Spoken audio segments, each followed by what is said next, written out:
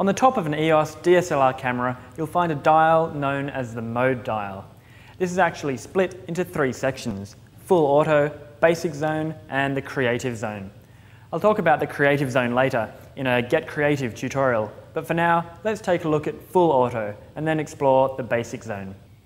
Now, if you have an upper level EOS, you'll notice that there is actually no basic zone. So firstly, full auto mode. Quite simply, this mode is exactly what it implies. It does all the thinking for you.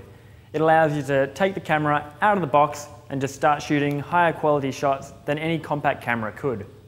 Now, it's a great option if you're just starting to get used to your EOS, or if you see a shot and you just don't have the time to set up. So now let's take the camera out of full auto and explore the basic zone. So turn the dial to portrait mode. Here you can throw the background way out of focus and let your subject dominate the picture. Now, it's a good tip to avoid you or your subject facing directly into the light. You'll find that soft lighting conditions like overcast days or early mornings, that's going to be the best light. Hard light of any kind from any direction will result in ugly, distracting shadows. Now switch to landscape mode.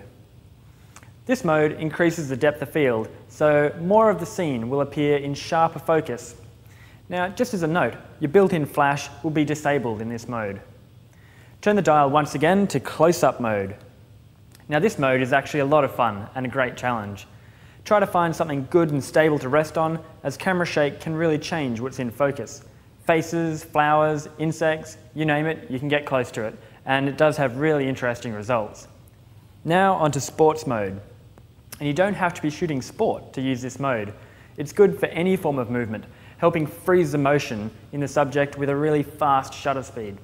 Again, like landscape mode, your built-in flash will be disabled. And finally, night scene mode. This mode is designed for a nearby subject at night, like a person.